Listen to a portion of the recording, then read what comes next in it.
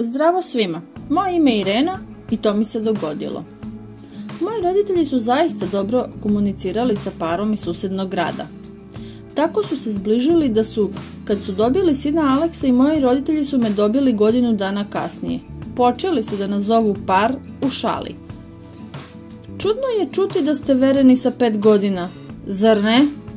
Aleksa i ja smo odrasli u različitim gradovima. Udaljenost je bila oko 100 km, ali činilo mi se da to nije prepreka za naše porodice. Često su nas posećivali, a moji roditelji su ih često posećivali u drugom gradu. Naravno, kada su se vidjeli, stalno su nam govorili da smo najbolji par na svetu.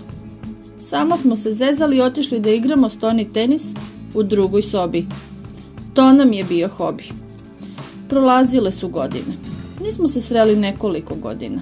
Ja sam imala 13, a Aleksa 14. Kad su njegovi roditelji došli u naš grad, konačno smo se upoznali. Primetila sam da je Aleksa odrastao i postajao viši. Njegove plave oči počele su da blistaju kada bi me video. Nisam očekivala da će biti tako zreo. Posle večere otišli smo gore da igramo stoni tenis kao i obično. Razgovarali smo, ispostavilo se da imamo mnogo toga zajedničkog, omiljena muzika, filmovi, slične situacije u školi, smešne priče i turniri u stonom tenisu. U to vreme smo već imali Instagram naloge, pa kada je on otišao počeli smo da komuniciramo na mreži. Primala sam poruke od njega sve vreme. Kako danju, tako i noću. Stalno smo bili u kontaktu. Slao mi je slatke poruke, poželeo mi dobro jutro, zabrinuo se zbog školskih problema, poslao mi cool muzičke pesme kada bih se osjećala tužno. Iskreno vezali smo se za 6 meseci takve komunikacije i osjećala sam da se zaljubljujem u njega.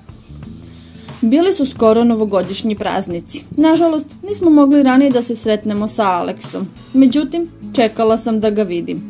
Kupila sam novu haljinu, ošišala se i čak zamolila sestru da me našminka. Bila sam potpuno spremna za naš sastanak. Proslavili smo novu godinu kod njega. Pridružili su nam se i moja sestra i njen suprug. Kada je sat otkucao ponoć, naši roditelji su istrčali napolje da vide vatromet. Moja sestra i njen suprug odlučili su da ostanu za stolom. Aleksa mi je ponudio da odemo gore i igramo stoni tenis. Složila sam se. Jednom, kada smo ušli u sobu, nismo se igrali. Aleksa me zamolio da sednem pored njega na sofu. Prišla sam mu bliže. Počeli smo da razgovaramo o nama. Rekao je da mu nedostajem. Srce mi je udaralo glasno. Bila sam zaista zabrinuta. Aleksa je rekao da želi da me poljubi. Činilo se da i ja to želim, ali odjednom sam shvatila da nisam spremna, iako mi se mnogo svideo. Aleksa mi odjednom okrenuo lice prema njemu, gledao me u oči, usne su mu bile sve bliže mojim. Odjednom u sobu je ušao suprug moje sestre. Odmah smo seli odvojeno. Posumnjao je da nešto nije u redu i počeo da nas pita šta se dešava. Dali smo nekoliko nejasnih odgovora.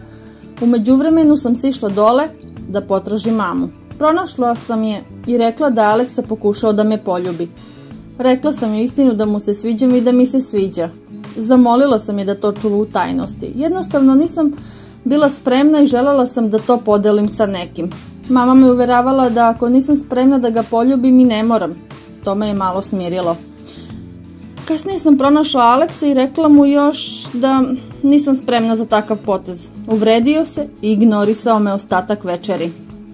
Kada se proslava završila, otišli smo kući.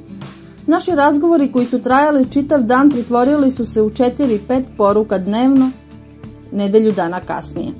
Uglavnom sam mu prva slala poruke. Znala sam da sam postupila ispravno. Zašto je reagovao onako kako je i reagovao? Prošlo je 5 godina od toga dana. Sada imam dečka. Kada sam ga upoznala nisam bila spremna ni da ga poljubim. Međutim, nije mi pritiskao i nastavio našu komunikaciju. Od tada sam zaključila da ako osoba insistira na nečemu i ne želi da čeka, takva osoba ne zaslužuje moju pažnju. Srećna sam što sam pronašla svoju ljubav i kada sam sa Aleksom učinila pravu stvar. Da li ste ikada bili u sličnoj situaciji? U komentarima napišite priču o svojoj pravoj ljubavi.